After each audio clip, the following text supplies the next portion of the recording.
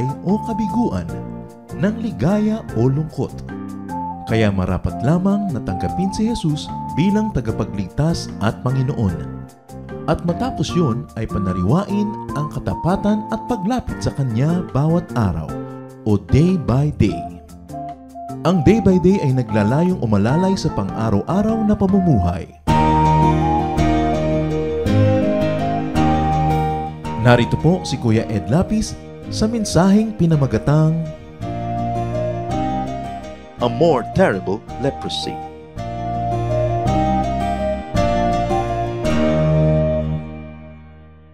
Isa sa mga kinatatakutan na sakit noon at hanggang ngayon naman, ang ketong or leprosy.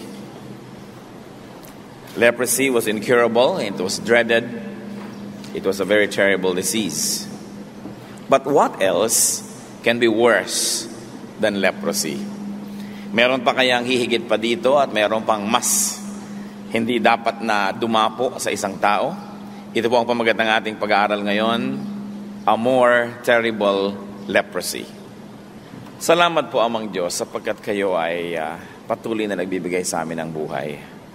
Salamat po sa pag-iingat niyo sa amin. Ilalayo niyo kami sa mga sakuna. Binibigyan niyo po kami ng aming mga kinakain at mga kailangan. Minamahal niyo po kami, Panginoon, tinuturuan, inaakay sa matuwid na landas. Salamat sa naging pag-iingat niyo sa lahat ng naglakbay mula pa sa malalayo, maging sa malalapit man. Salamat po sa pagdadagdag niyo ng isang araw ng pahiram na buhay sa amin. Salamat sa lahat ng aming mga tinatamasa mula sa iyong kabutihan, Panginoon. Sa patuloy namin paglapit sa iyo, humihingi kami ng patuloy rin yung paglilinis, O God. Nawa po ay malinis niyo kami, patawarin niyo po kami sa aming mga kasalanan, ang aming mga pagmamataas, pagmamalaki. Patawarin niyo kami, Panginoon, sa aming mga kasakiman at pagiging makasarili. Patawarin niyo po kami sa aming mga pagpapabaya at mga katamaran.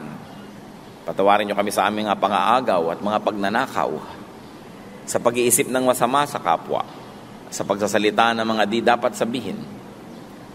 Patawarin niyo kami, Panginoon, sa lahat ng karumihan, sa pakikipagmabutihan sa mga masasamang espiritu, sa pagsangguni sa kung kani-kanino at hindi sa inyo, Panginoon. Patawarin niyo po kami sa mga kinikimkim namin mga galit, mga puot, inggit. Gawin niyo po kaming malinis sapagkat nais namin, Panginoon, na tumanggap na iyong pagpapala. Nais naming tahanan kami ng inyong Espiritong Banal at nais naming marinig ang inyong mensahe. Kaya, Panginoon, nawa kayo po ang maging tunay na tagapagsalita. Tungtungan niyo po ng inyong paang inyong lingkod at nang kayo'y maitaas namin. Gamitin niyo lang po ang inyong abang lingkod na kasangkapan, subalit kayo ang maging tunay na tagapagsalita. Nang salita niyo nawa maging liwanag sa aming puso, gabay sa aming daan, lakas sa aming mga kahinaan, sagot sa aming mga tanong, maging kaliwanagan ng aming mga kadiliman. Nais namin, Panginoon, kayo ang marinig. May you sit on your throne of power and glory and dispense blessings to your people. May you be the speaker. And as you speak to us, O God, we pray that you will give us wisdom as well so we may understand how to apply your words in our daily life. Give us peace, O God. Patahimikin niyo po ang aming puso. Ang aming katawan ay bigyan niyo po ng ginhawa, lalo yung mga may mga karamdam at mga idinadaing. At nasa gayon, walang makaagaw ng pansin namin na maituon namin sa inyo. Lord, we ask that you protect us from all work of evil, from all presence of evil men and evil spirits. And in the name of Jesus, we drive away any presence of evil and frustrate any plans of evil men against this assembly. And we pray that you will be our Lord, our protector, our Savior, our speaker. We trust, Father, that you hear these prayers as we ask in the name of your Son, our Lord, our Savior, Jesus Christ. Amen. What can be more terrible than leprosy? Mark 1, verses 40 to 42. Mark 1, 40 to 42.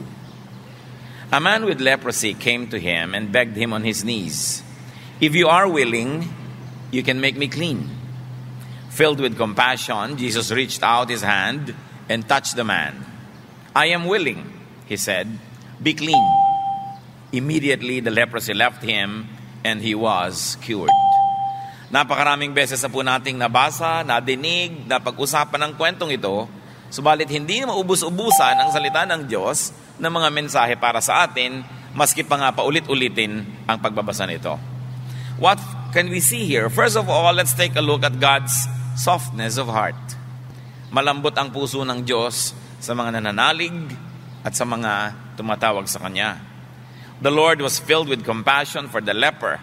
Ito pong compassion, awa, habag, isang uri ng pakiramdam, damdamin na nasa loob lamang. It's inward, therefore nasa loob.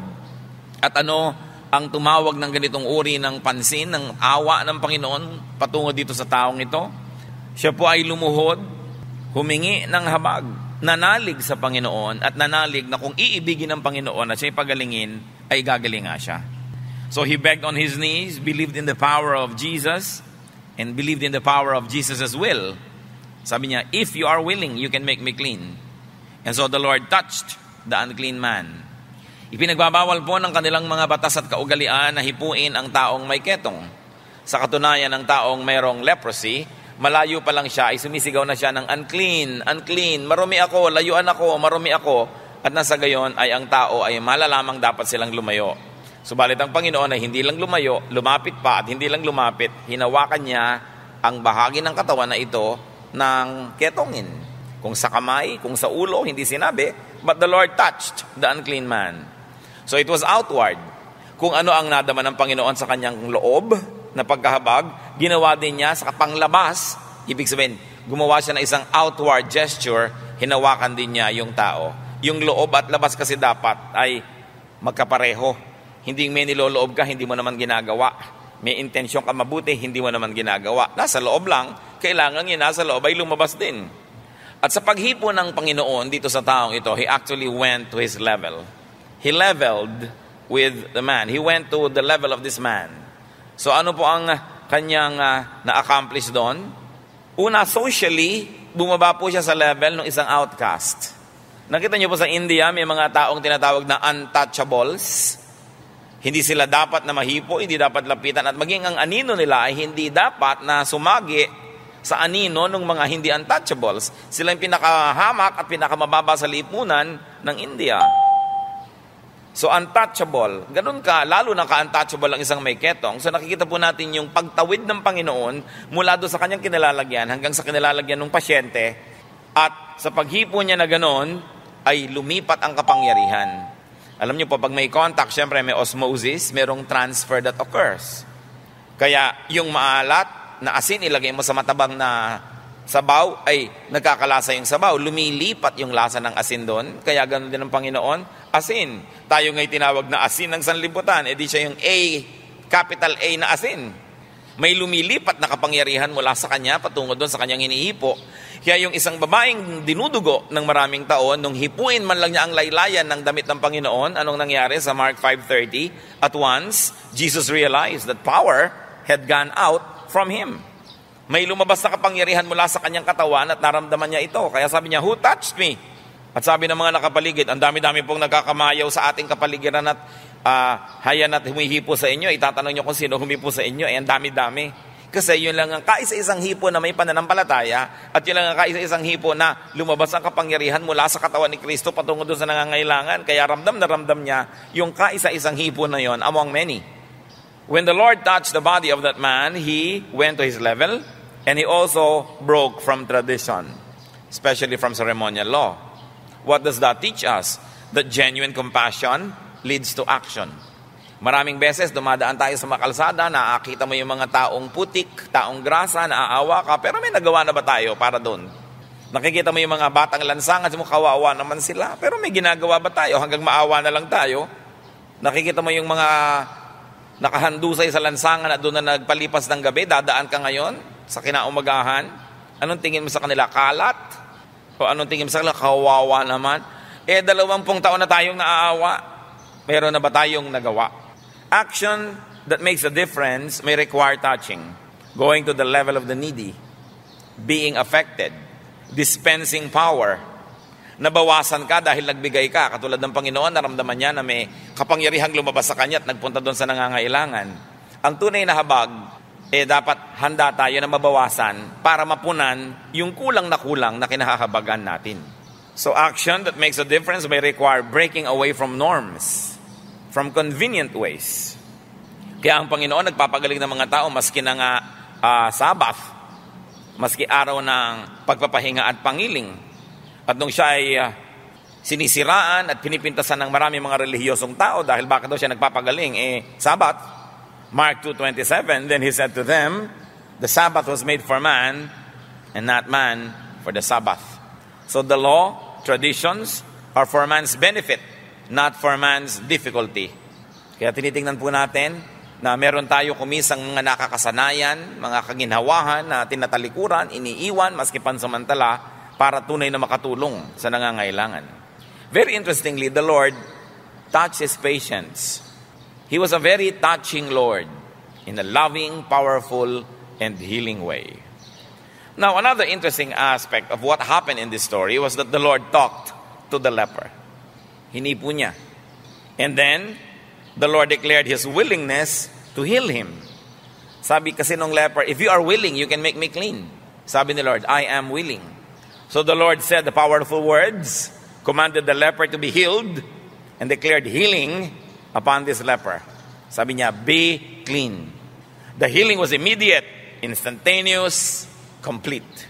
Hindi na installment yung pagpapagaling, biglaan, agad-agad, at ganap.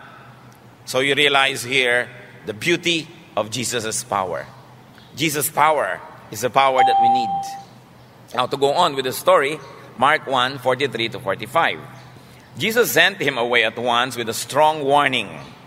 See that you don't tell this to anyone, but go show yourself to the priest and offer the sacrifices that Moses commanded for your cleansing as a testimony to them. Instead, he went out and began to talk freely, spreading the news. As a result, Jesus could no longer enter a town openly, but stayed outside in lonely places. Yet the people still came to him from everywhere. So matapos, nasabihin ng ketongin na kung iibigin niyo po'y mapapagaling niyo ako. Sabi naman ni Lord, gusto kong pagalingin ka. Sige, magaling ka na ngayon. Be clean. Binili na ng Panginoon ang ketongin na ito. Huwag na huwag mong maipapamalita kahit kanino ang naganap dito. Tahimik ka lang, ha? Na pinagaling kita. Pumunta ka doon sa priest, ipakita mo ang iyong sarili dahil nakalista ka doon na ketongin para mabura ka at masabing clean na at para masiyasat ka nila, mapatunayan na nagkaroon ng himala sa iyong buhay at mag-alay ka ng iyong mga handog tulad ng hinihingi ng kautusan. Hindi ka panipaniwala ang katigasan ng ulo ng pasyenteng ito. Let's take a look at man's hardness of heart. Dahil kanina, tinignan natin yung God's softness of heart. The healing episode could have been a very private and a quiet affair. The man, for all intents and purposes, could have come to him in a private audience. Kasi paano sasabihin ni Lord na huwag ipamalita ako, napakarami naman nakakita. So maaring talagang ito ay isang napakapribadong kaganapan. And the Lord's first wave of words was powerful as the man agreed and submitted to its essence, to its message. Ano po ba yung unang mga bugso ng mga salita ng Panginoon? Yung sabi niya, I can be clean, pinagaling. Napakabakapangyarihan, nagganap agad, gumaling nga ang tao, nagganap ang sinabi ng Panginoon kasi yung tao sumang-ayon at napasailalim sa sinabi ng Panginoon. Itong second wave ng mga salita ng Panginoon na puro instructive. Sabi, sige, huwag mong ipamalita. Number 1. Number 2, pumunta ka sa priest, ipakita mo ang iyong sarili para ma-verify, mapatunayan ang iyong pagkakagaling. At number 3, magdala ka ng offering. Mag-offering ka. Yan ang dapat. Ito yung pangalawang grupo, pangalawang bugso ng mga salita ng Panginoon. Magkakaroon pa rin ba ito ng talab? The Lord commanded the healed man to keep the miracle a secret, to show himself to the priest as a testimony. He should have shown himself to the religious authorities to obey the law and the traditions. And of course, to testify to the right audience. Nung araw po kasi, pagka ang isang tao may leprosy, yung priest ang magde-decide, leper ka, outcast ka na, hindi ka pwedeng makipamuhay kasama ng mga walang leprosy, doon ka sa leper colony. Sama-sama kayo ng mga katulad mong may ketong doon sa kuweba, doon sa malalayo. Pero oras na merong, mali naman pala yung diagnosis, magaling naman pala, iba pala naman ang sakit, o hindi naman pala talaga leprosy yun, pupunta siya uli sa priest, sabihin ng priest, wala ka naman palang leprosy, o kaya, gumaling ka, himala. So ngayon, magaling ka na, tatagali ka sa listahan ng mga leper, pwede ka na bumalik sa lipunan. Yun ang dapat nangyari. Nagpunta dapat yung tao sa priest, ipinakita ang kanya sarili at nagbigay siya ng offering. Subalit, Hindi yun na nangyari. Kung anong inilambot-lambot ng puso ng Diyos, siya na may tinigas-tigas ng puso ng tao, unbelievably, the man disobeyed. Kararanas-ranas lang niya ng himala, hando na agad ang tigas ng ulo. Anong ginawa? He went out, he talked freely, spreading the news. Ipinagkalat ang balita at wala man lang control sa sarili. He talked freely. He told nearly everybody. What he should have not done, he did. He talked. What he should have done, he did not. Because he did not show himself to the priests. And what's more, he did not offer sacrifices. Yung hindi ipinapagawa, ginawa. At yung ipinapagawa, hindi ginawa. You see, without man's obedience and cooperation, God's command would not accomplish its purpose. Makapangyarihan ng Diyos, pero binibigyan niya tayo ng free will. Kung yung inuutos niya, hindi natin ginagawa, hindi nagaganap. Pero yung inutos niya, sinabi niya sa man, be clean, sang-ayong-sangayon naman yung taong may sakit at gustong-gusto niya na pasailalim siya sa kapangyarihan ng salitang yon, naganap. Pero yung sinabing, huwag mong gawin at gawin mo, binaligtad niya, hindi naganap ang kalooban ng Diyos. Kayang-kaya ng Diyos sa pagganapin ang kanyang kalooban dahil Diyos siya, pero binigyan niya tayo ng free will. Kaya mga kapatid, sa buhay din natin ngayon, maraming gusto ng Diyos na maganap, hindi nagaganap dahil pagkatigas-tigas ng ulo natin. Gusto ba ng Diyos na magulo ang buhay natin? Gusto ba ng Diyos na tayo may mga sakit? Gusto ba ng Diyos na tayo naghihirap? Gusto ba ng Diyos na tayo nagdurusa? Hindi. Pero ang magandang kalooban ng Diyos hindi nagaganap kadalasan sa katigasan ng ulo natin o katigasan ng ulo ng mga taong malapit sa atin, may influensya at kapangyarihan sa atin, kaya nadadamay tayo. What were the results of disobedience? The man did and the man could not internalize. The man did not and could not internalize the miracle. But hindi niya ma-internalize kasi in-externalize niya. Hindi niya lubos na naunawaan sa kalooban niya at sa kaloob-looban ng puso niya kasi hindi siya doon na malagi siya sa labas. Inilabas niya yung kwento, inilabas niya yung salita, yung katotohanan nangyari sa kanya sa halip na pagbulay-bulayan muna niya sa kanya lang, inilabas agad. Wala nang natira sa kanya. He never realized it. Therefore, he was not able to obey God. Yung mga kamangha-mangha pong bagay na nangyayari, may mga ganyang bagay na mas mainam sinasarili, mas mainam na ini-internalize, binagbubulay-bulayan, iniisip. Nakita niyo po si Mary, the earthly mother of the Lord. Kadalagang tao, nagdalang tao, nanganak. Maraming kamangha-manghang bagay ang nangyari. Kinausap ng anghel. Idinaldal ba niya ito? Hindi. Sabi sa Luke 2:19, Mary treasured up all these things and pondered them in her heart. Maraming mga banal na bagay, pag ipinamalita mo, nawawala na ng halaga. Maraming magagandang damdamin, pag lagi mong sinasabi, nawawala ng halaga. Maraming mabubuting gawa, pag lagi mong ipinagbabalita at ipinagkukukwento, nawawala ng halaga. Lalo't kung yan ay sarili mong mga mabubuting gawa, tas ikaw din yung palakwento, nawawala ng halaga. Kaya nakita niyo yung sinarili ni Mary ang kanyang mga nalaman, nakita, nadinig. Masyadong banal para ipagkalat. Too divine, too holy to be vulgarized, to be shared with people who will never understand it anyway. Sa tunay na buhay po at sa buhay nung nangyari doon sa may ari ng kasaysayan na ito, what can we realize here? Many people are unable to internalize spiritually. They are not able to internalize God's power because they go for loud public displays. Maging sa atin pong mga mabubuting gawa, sa ating pananalangin, pagtulong sa mga mahihirap at mga mahihina, pag lagi natin itong ipinagkukwento, ipinaghahalandakan, ina-announce, nawawalan ng halaga.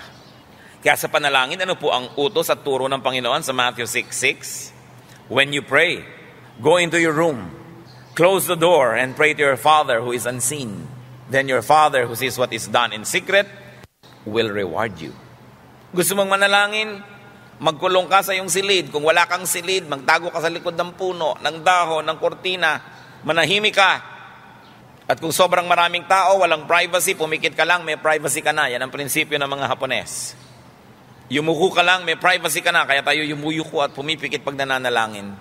Sabi ganoon. At yung nakikita ng Panginoon na lihim mong pananalangin, yan ay kanyang bibigyan ng gantimpala. Subalit yung nagdadasal ka, nakita ka na ng lahat, nagkaroon ka na ng kapurihang madadasalin, meron ka pang award of the year, pinakamadasalin, kinilala ka na, sinelebrate ka na ng tao, sabi niya, wala ka ng premyo sa Diyos. Kasi alangan namang doble-doble premyo. Napremyohan ka na ng tao, pepremyohan ka pa ng Diyos. Kaya maging sa paggawa ng mabuti, anong sabi sa Matthew 6:3-4? When you give to the needy, do not let your left hand know what your right hand is doing, so that your giving may be in secret. Then your Father, who sees what is done in secret, will reward you. Pati pagtulong sa mga mahihirap at mga kapuspala at paglagi ka nalang napuri ng tao dahil pinamamalita mo at ipinapakita pa, wala ka ng puring aasahan mula sa langit. Wala ka ng gantimpala mula sa Diyos. Nakita po natin kung paano pinahahalagahan yung pagiging tahimik lamang, yung pagiging mahinahon at hindi lagi na lamang na nagkakandara pa na magbalita kung kani-kanino. Na tahimik, payapa ang puso, sinasarili ang mga banal na bagay. So, what else happened? What were the results of the disobedience? First of all, we said that the man could not internalize the miracle. He was the biggest loser here. And then the people also were losers because the people had an imbalanced perception of Jesus. Ang naging tingin lang ng tao kay Jesus, healer. Halos ang tingin sa kanya ng iba, magician. Therefore, there was a hysterical reaction. Ano po ang sabi ng Bible? The man, the Son of God, the Son of Man, Jesus came to seek and to save the lost. Hindi sinabing, the Lord Jesus Christ came to heal the sick. Ito yung Panginoon na ilalabas, ang kanya pong layunin ay magturo ng salita ng Diyos, magturo ng daan patungo sa kalangitan at sa kaligtasan. Subalit, sa dami ng may sakit na nagkalat kahit saan na lang, at sa kahirapan ng buhay na hindi sila makakayang tumustos para sa pagpapagamot, at sa kakulangan din ng kaalaman ng tao sa medisina, anong gano'n nangyari po? Kinailangan na ang Panginoon ay madalas magpagaling ng mga may sakit. Ang layunin niya ay magturo ng daan patungo sa kaligtasan, subalit dahil maraming nagdurusa, pinapagaling na rin niya yung mga lumalapit at mga nananalig. Pero hindi siya kahit kailan nagtayo ng healing crusade. Hindi ipinamalita ng kanyang mga disipulo, sa December 10, pupunta si Jesus dito sa plasang ito at magpapagaling ng mga may sakit. Kahit kailan, hindi yun nangyari. Dumadating siya para magturo at dahil nakakakita ng may sakit, nagpapagaling na rin. Pero hindi yun ang kanyang agenda. Because if that was the agenda, the people would be hysterical. And true enough, the people became very hysterical. Ang gusto lang nila lumapit kay Jesus, hindi dahil gusto nila maligtas, hindi dahil gusto nila ang salita ng Diyos, kundi dahil gusto nilang gumaling sila at ang kanilang mga kamag-anak. Hindi masamang layunin, magandang layunin. Subalit masamang gawin ang mabuti kung sa paggawa mo ng mabuti, nalimot mo yung mas mabuting dapat gawin. It is wrong to do a good thing when you could have done the better thing. And that's what the Lord did not want to happen. So as a result of this talkativeness, Jesus could no longer preach in the towns. Nakita natin sa storya? He had to be inconspicuous. Napigil ang Panginoon sa pagtuturo sa higit na maraming tao dahil sa kadaldalan noong napagaling. Paano pa ngayon siya magtuturo? Pumapasok pa lang siya sa bayan, sinasalubong na siya ng kutak-kutakot ng taong buhat-buhat lahat ang may sakit. At ang gusto, pagalingin niya lahat. Hindi masama yun. Gusto naman ng Panginoon magpagaling. Nagpagaling nga siya maraming beses. Pero kung kagalingan lamang ng katawan ang mapapala ng tao at matapos na ang pilay ay makalakad, ang paralitiko ay makatayo, ang pipi makapagsalita, ang bulag ay makakita at nabuhay pa sila ng 10, 20, 30 years, tapos namatay sila at pagkamatay nila, nagpunta rin uli sa impyerno para pat gumaling ang kanilang katawan kung nagkaroon lang sila ng panandali ang kaginhawaan. Ang mas mahalaga yung panghabang panahon, yung kaligtasan ng kaluluwa na hindi lang 1 million years, 1 trillion years, 1 zillion years, kundi forever. That was the agenda of the Lord, but that was being eclipsed by the people's concern for the immediate and instantaneous healing and freedom from their physical infirmities. So it would have been good, but the best thing was to be saved. So the result was, the Lord could no longer preach. Nakita nyo ang daming kalugihan ang nangyari, hindi lamang sa ilang tao, kundi sa napakaraming tao. And the Lord was obligated to stay away from the towns and to stay in lonely, desolate wilderness. So the people had to travel far out to go to Jesus. Sa halip na nakakapagturo siya sa mga synagogue, sa mga Sabbath, na nandun talaga yung mga tao, yun lang talagang mga determinado at malalakas sa mga katawan at kayang makarating sa malalayong lugar ang nakarating sa Panginoon. Napakalaking pagkaatras ng gawain ng Panginoon dahil sa isang taong matigas ang ulo. Anong mga katigasan ng ulo ninyo at ulo ko ang nagpapabagal sa gawain ng Panginoon? Gano'ng karaming beses na marami na dapat na bless pero kayo ayaw nyo maging teacher, ayaw nyo kumanta, ayaw niyong magamit ng Panginoon. Kaya tuloy maraming blessing ang hindi nakarating sa maraming tao dahil tinatawag ka ng Panginoon, tanggi ka ng tanggi dahil matigas ang ulo mo. Gaano karaming mga pamilya natin at mga kapitbahay at kaibigan ang hindi naliligtas dahil hindi na-i-impress sa ating patotoo. Pag nakikita yung buhay mo, laki-laki pa naman ng Biblia mo, halos hindi mo madala. Tapos sasabihin ng mga kamag-anak mo, yan ba nagba-Bible study? Ganyan na ugali ng nagba-Bible study? Huwag na, kung katulad mo lang. So dahil din sa ating katigasan ng mga ulo, maraming tao hindi nararating ng kaligtasan. Yung istoryang ito, totoong-totoo pa sa buhay natin. Akala nyo ba ang pinag-uusapan natin dito ngayon ay yung may ketong? No! We're talking about ourselves. Kaya sabihin nyo sa katabi nyo, ikaw ang pinag-uusapan dito. Sabihin nyo. At sabihin nyo naman, pag sinabihan kanyan, ikaw din. Tayo ang pinag-uusapan dito. Sa palagay nyo, nag-aaral tayo ng ancient history? No, we're talking about current events. Because this leper is alive and kicking today sa puso ng maraming tao. Meron pa pong nawala, kalugihan, dahil sa katigasan ng ulo ng taong ito. The temple authorities lost a genuine opportunity to believe. Siyempre, yung mga pare, matataas ang pride. Naiinis sila kay Jesus dahil nauubusan sila ng attendees at naglilipatan kay Jesus. Konti na lang ang pumupunta sa kanilang religious services at nandun lahat sa mga desert, mga bundok-bundok at hinahanap si Jesus. Nananibugho sila, nagsiselos. At ibig-ibig ba nilang maniwala, hindi lang pwede ipakita sa iba dahil baka lalong maniwala yung iba, lalo silang mawala ng mga parokyano. So maganda na sana na kung yung may ketong na ito na gumaling ay nagpunta doon sa priest, maliit lang naman yung village, siguradong kilala siya nung priest doon at yung priest din ang naglista sa kanya bilang ketongin Tapos biglang magpapakita siya ngayon na galing na, walang ibang tao, sila lang, sarilinan, makakapasok sana sa puso ng priest yung mensahe na si Kristo talaga ay totoong anak ng Diyos, talagang nagpapagaling, at hindi niya kailangan maging defensive, magiging siyang teachable dahil walang audience na kailangan pagpalabasan ng kanyang reaksyon. Di po ba mas teachable tayo pag walang ibang nanonood? Pero pag may ibang nanonood, tumatapang ka, kahit ngayon humahamon sa inusuntukan, takot ka, nakikisuntok ka na rin dahil nangangantsaw yung nanonood Kaya yung dalawang nag-aaway, napapasubo sa dami ng nanonood. Kung silang dalawa lang, titingin sa paligid, wala naman palang tao, uwi na lang tayo. Kaya tamang-tama, walang tao. Pwedeng sumurrender yung priest, oo nga, totoo nga yung Jesus. Pero dahil sa katigasan ng ulo ng taong ito, even many temple people lost the opportunity to believe. Hindi natin alam kung dahil sa katigasan ng ulo niya, bumalik ang ketong niya. Hindi na sinabi Pero ang point dito, nakikita natin yung bunga nun. Anong mga kahulugan pa nito sa ating buhay?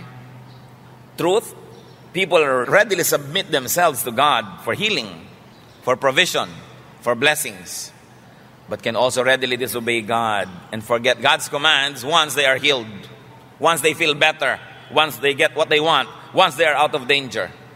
Pag may sakit, nasa panganib, may hirap, naku, napakataimtim manalangin. Pero oras na napagaling na, oras na naibigay na ang gusto, guminhawa na, nalilimutan ng Diyos.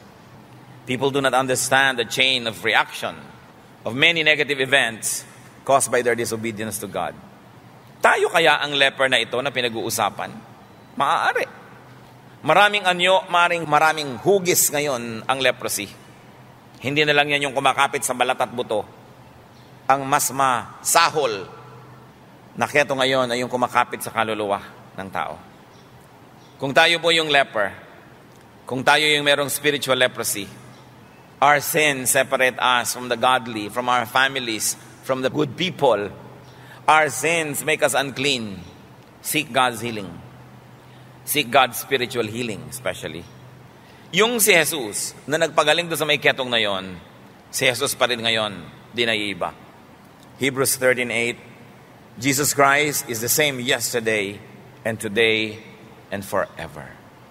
And 1 John 5:14, this is the confidence we have in approaching God, that if we ask anything according to His will, He hears us. God's will is that all should be clean and that all should be saved. 2 Peter 3:9, He is patient with you, not wanting anyone to perish, but everyone to come to repentance. Hindi tayo lagi nakatitiyak na nasa mabuting kalooban ng Diyos na gumaling ang ating mga sakit na pangkatawan. Maaaring gusto rin niya, kaya tayo nananalangin. Pero ang panalangin natin, kung gusto niyo po, ibigay niyo. Kung ayaw niyo po, tinatanggap ko ang inyong kagustuhan. Ganun dapat. Kasi hindi tayo sigurado tungkol sa physical healing lagi. Kasi siyempre, alangan namang hindi na mamatay ang tao. Talaga naman ang tao ay nakatakdang mamatay para pumasok na doon sa kalangitan. Pero ang nakatitiyak po tayo, laging gusto ng Panginoon na magkaroon ng spiritual healing. Lagi. So maaari tayong manalangin para dyan, at lalo namang maaari tayong lumapit sa Diyos tungkol dyan. So kung tayo po may mga spiritual leprosy, lumapit sa Diyos, magpalinis. Ganon din siya kahanda, ganon din niya kagustong gawin yon, tulad ng ginawa niyang pagpapagaling doon sa pinag-uusapan nating lalaki. Ngayon, maaari namang tayo ay nando sa pangkat na pangalawa, hindi yung may leprosy na dapat pagalingin, kundi napagaling na. Napatawad na tayo ng Diyos. Natanggap na natin siya bilang Panginoon at tagapagligtas. Nailayo na niya tayo mula sa mga bunga ng ating kasalanan kung gaano kalayo ang silangan sa kanluran. If we have been cleansed and we have become recipients of God's healing and touch and blessing, ang tanong, are you now obeying His words? Do not just get and forget. Ganyan naman ang mga tao eh. They get and forget. Gusto nila naman ang ginagawa ng Diyos, God gives and forgives. Tayo naman, we get and forget. Hindi dapat ganyan ang relasyon natin sa Panginoon. May dinalangin na kayo, sinagot na. May karamdaman kayo, pinagaling na. Mga kasalanan natin, pinatawad na. Aba, remember to obey God. Remember to follow God's word. Very especially if you've already become a recipient of God's blessings. Deuteronomy 8:11, be careful that you do not forget the Lord your God, failing to observe His commands, His laws, and His decrees. Ano pong sinabi ng Panginoon? Utos doon sa tao na yon, do not talk about it. Ngayon, now we can talk about it. We should. Kasi people now should know about the Lord as healer, as Savior. So, hindi na natin ngayon ganap na ililihim ang mga kabutihan sa atin ng Diyos kasi hindi na naman siya pagkakaguluhan kung saan eh. Now, we should talk about God's goodness to us. Katulad ng taong inalihan ng maraming masasamang espiritu. Nung mapalaya ng Panginoon, gustong sumunod sa Panginoon yung taong ito, sabi ni Lord, no, umuwi ka sa inyong bayan, sa inyong barangay, and tell them how much the Lord has had mercy on you. So we should now tell people about God. At ano pa, sabi, show yourself to the priest. In other words, ipakita mo sa mga tamang mga dapat makarinig na ikaw'y napagaling na. Sino ang priest natin ngayon na pwede nating pagpakitaan ng pagpapagaling ng Panginoon? Hindi ang ating mga kasambahay, unang-una. Ang ating mga kaeskwela, kung estudyante tayo, ang ating mga kasama sa trabaho, makita nila na gumaling na yung ating leprosy. Yung dati nating masamang ugali na tanggal, nag-improve. Yung ating mga kasamaan, naging kabutihan. Makita nila yon para sila man ay manalig. Anong ipinapakita natin? Kailangan ang pinapakita natin na napagaling na tayo ng Panginoon. At pagkatapos, ano pang utos niya? Sabi niya, make your offering. Yung mga iba, napakataimtim manalangin pag mahihingin sa Diyos. Pagka may offering na, nagpupunta sa banyo. Nagmamaang-maangan. Invisible yung offering basket na dumadaan. Hindi nakikita. Nakita nyo kung gaano kahalaga even the offering there is commanded by the Lord. Paano nga naman aandar yung temple kung wala kang offering?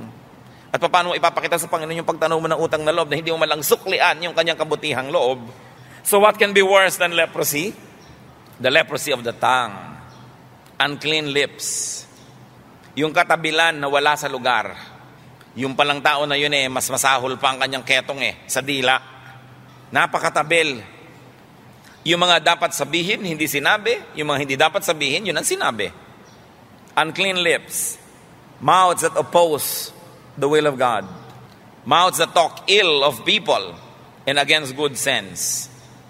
Isa pong major lesson that we like to remember sa pag-aaral na ito, mga kapatid, do not talk too much.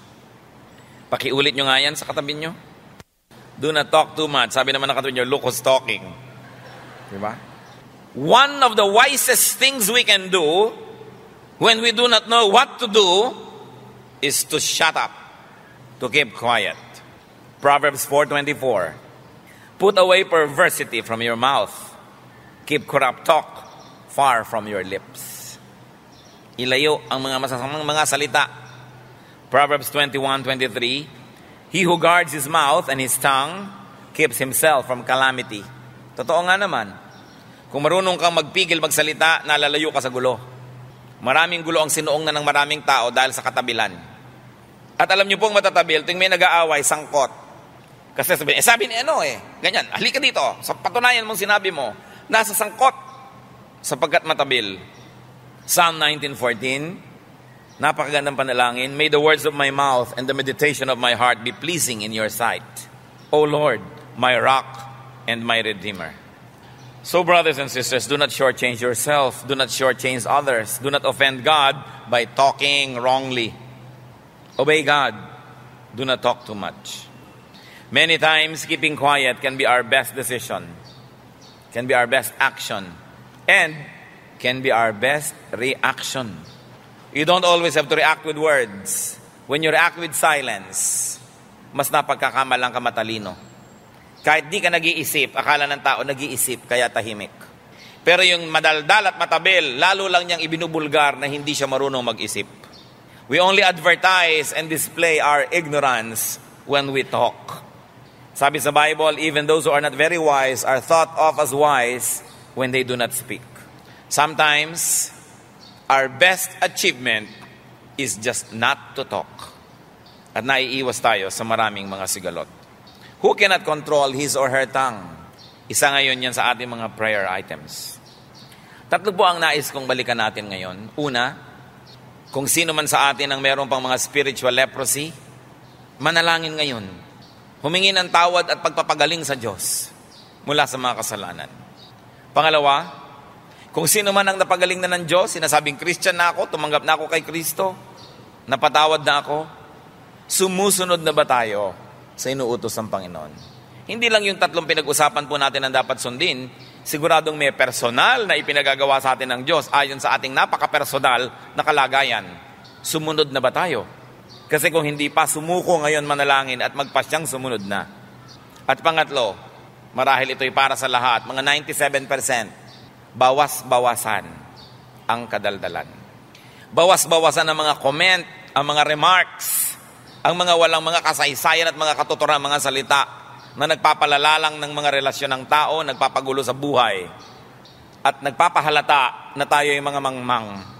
Kailangan magbawas-bawas ng kasasalita, lalo't hindi ikinakabuti ng kapwa. Tayo manalangin, at alinman sa tatlong panalangin na yan ang dapat gawin, magpalinis, o kaya nalinis na, magpasyang sumunod, o kaya para sa marami sa atin, magpasyang bawasan ang kadaldalan. Manalangin ngayon sapagkat narito ang Panginoon. I cannot pray for you. You have to make it very personal. Make your prayer in silence, then we will all pray together.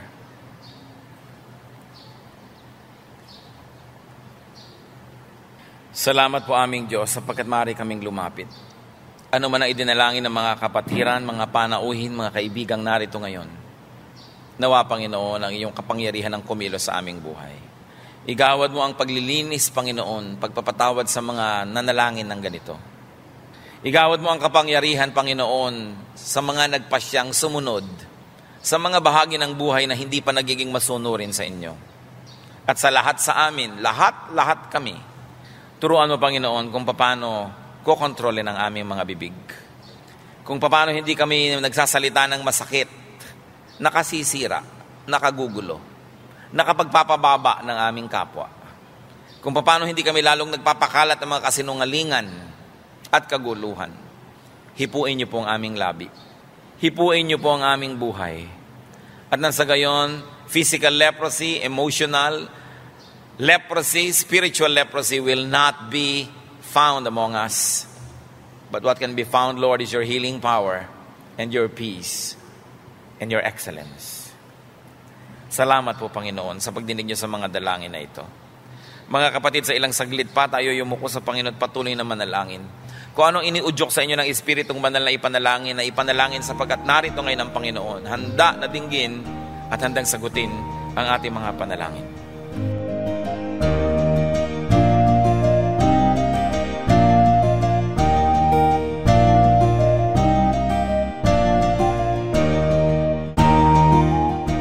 Ang katatapos pong mensahe ni Kuya Ed Lapiz ay pinamagatang A More Terrible Leprosy.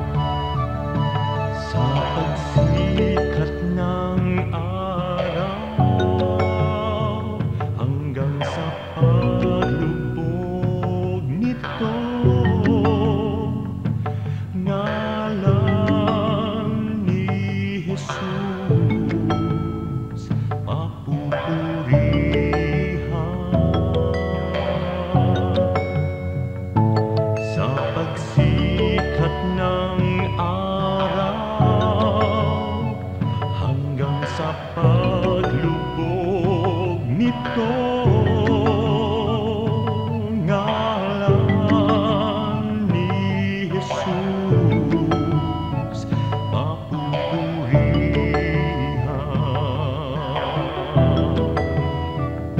Sambahin ka, O Diyos, Daikon ka, Jesus. daydayawan ka, O Apo Diyos, sa lahat ng panahon. Sambahin ka, O Diyos, Kaluhuran ka, Jesus. sa lahat ng dako, papupurihan ka.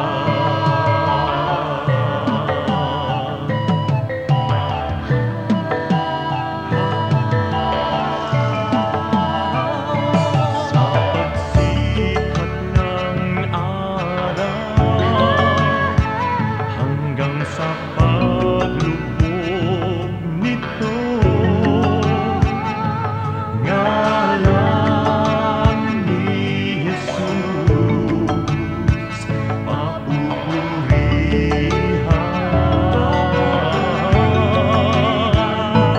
Sa pagsikat ng araw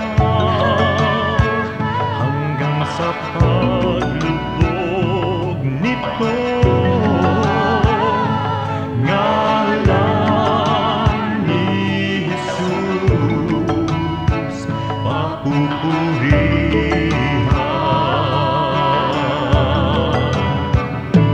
Sambahin ka, O Diyos,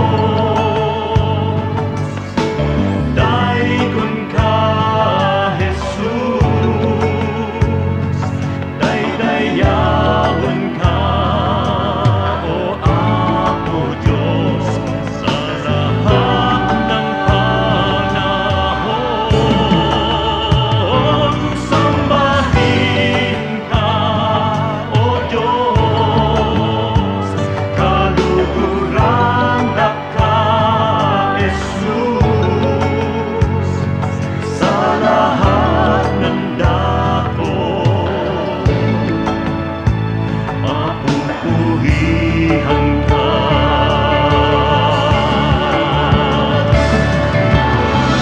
Sa pagsilay ng liwanag mula doon sa silangan, nadarama't nakikita ang sa inyong pagmamahal.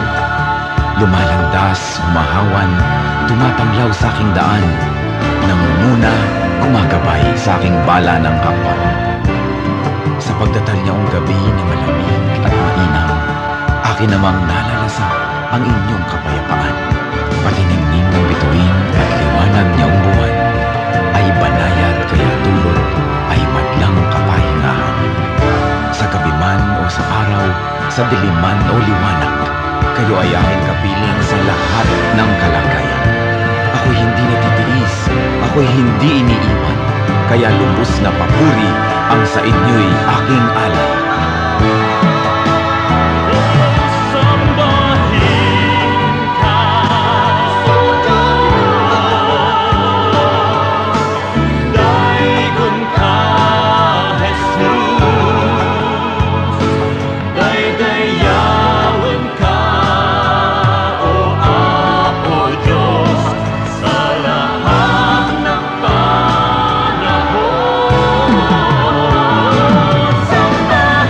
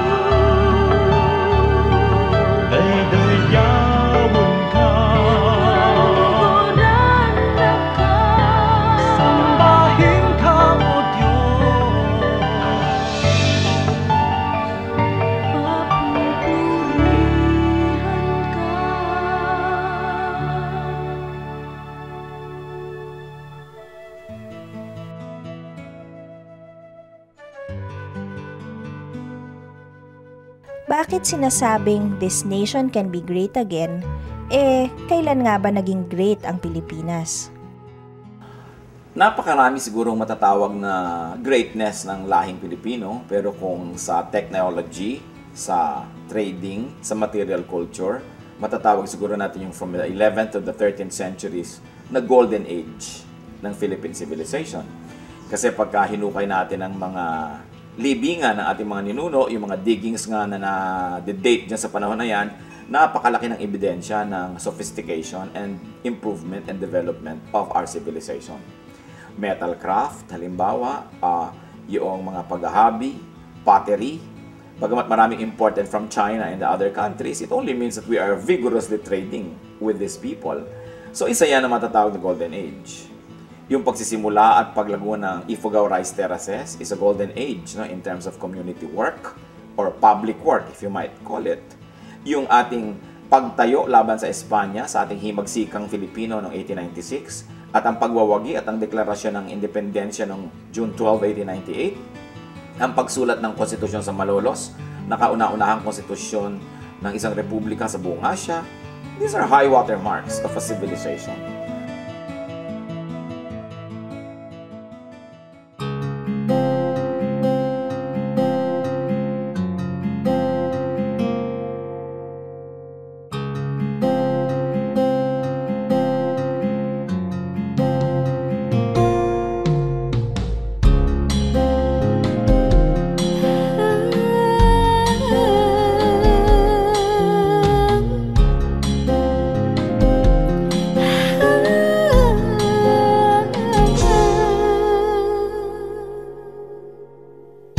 Pag-ibig mo o kailanin, sukat man lumayo'y mahal pa rin. Liparin ko man ang dulong ng langit, sa piling mo pa rin magbabalik.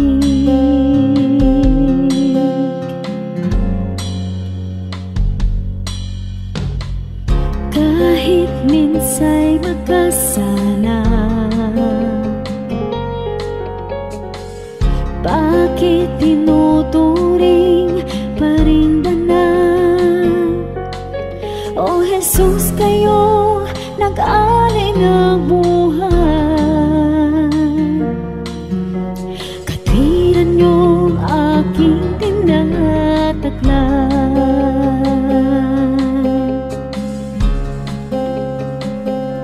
O tanggapin, papuri ay tingin, nagsasabing ikaw aking hari, Diyos na banal, ngalay tinatanghal, kabutihan mo sa'kin walang mali. O Diyos, salamat sa pag-ibig na wagas.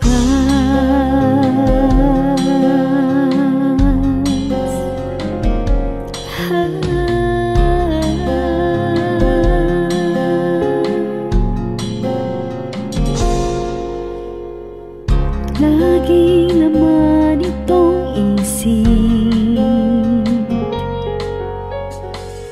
ngalan ko sa palad mo inukit. Walang sino mang maaring magwalan, kaligtasang ikaw ang nagpikat.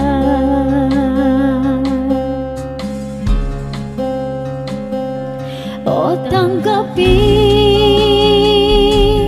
papuri ay tingin, nagsasabing ikaw aking hari, Diyos na banal, ngalay tinatanghal,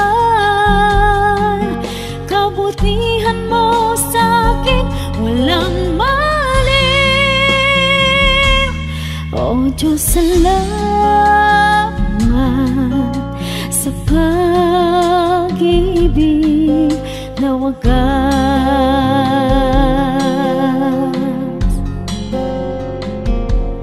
O tanggapin, papuri ay tingin, nagsasabing ikaw aking hari, Diyos na banal, ngalay tinatanghal, kabutihan mo sa'kin walang maling. O Diyos, salamat sa pag-ibig na wagas.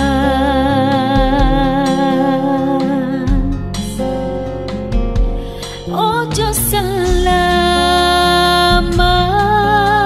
sa pag-ibig na wagas.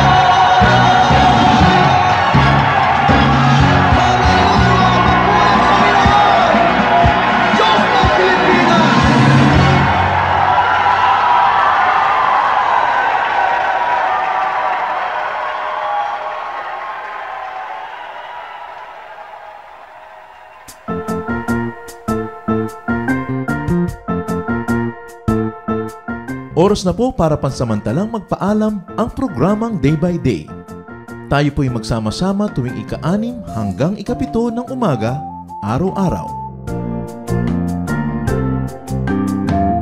Magandang umaga po at mabuhay ang Panginoong Hesus!